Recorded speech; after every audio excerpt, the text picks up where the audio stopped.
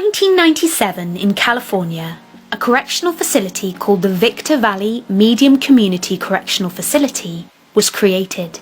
At that time in the state of California, the recidivism rate was 95%.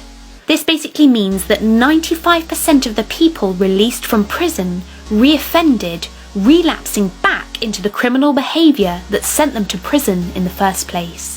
However, the Victor Valley facility had a recidivism rate of less than 2%. So what was their secret? A vegan diet. Inmates were given two choices. The first was to live on the side of the prison which operated using the standard California Department of Corrections guidelines and food menus. The second was to live on the side of the prison operated under a program called New Start, which included a vegan diet, Bible studies, job training, and anger management. The state of California, though supportive of the concept, didn't believe that even 5 inmates would comply, saying inmates would probably burn the place down before they became vegetarians.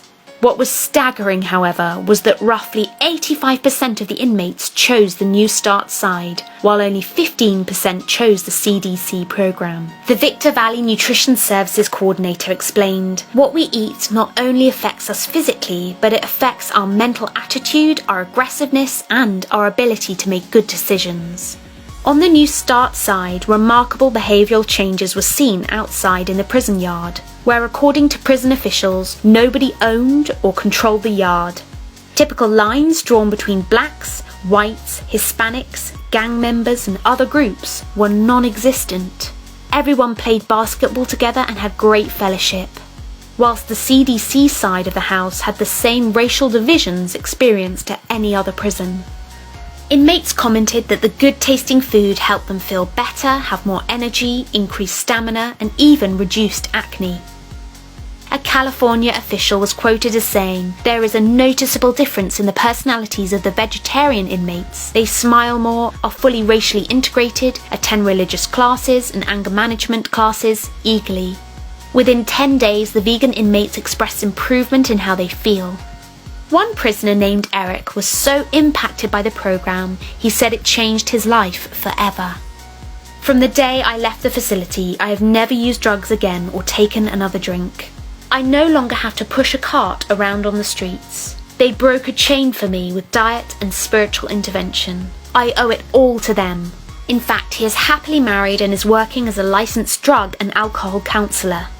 You can read about Eric's experience here. Whilst researching the prison program, I stumbled across a quote from a senior sociology lecturer called Dr. Taylor from Flinders University. She had found that meat workers' aggression levels were so high they're similar to the scores for incarcerated populations.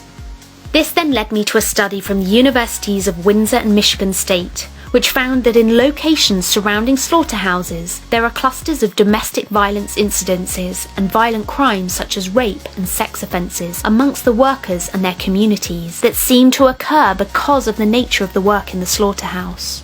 The findings indicated that slaughterhouse employment increased total arrest rates, arrests for violent crimes, arrests for rape, and arrests for other sex offences in comparison with other industries.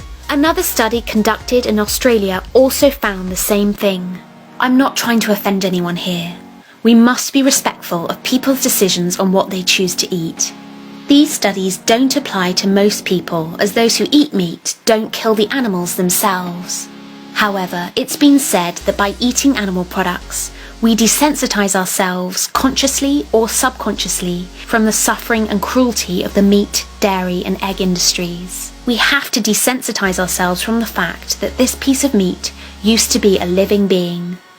This desensitization is more indirect and much less intense than the slaughterhouse workers, but I guess at low levels it is still there.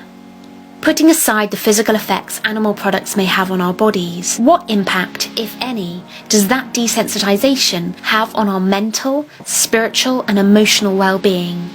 The purpose of this video is really just to open up a discussion and hear your thoughts on all of this. Was it the food in the prison that caused those racial divisions to disappear? Could it have been the diet that prevented prisoners from reoffending? Or was it perhaps just the Bible studies, anger management and job training? Can food really influence our behaviour? Can what we put in our mouths make us more or less aggressive? Leave a comment below sharing your thoughts, and I'll see you next time. Thank you for watching this video. If you liked it, please give it a thumbs up, leave a comment below and subscribe for more upcoming videos. If you want to see what I'm eating, follow me on Instagram at 801010 in London.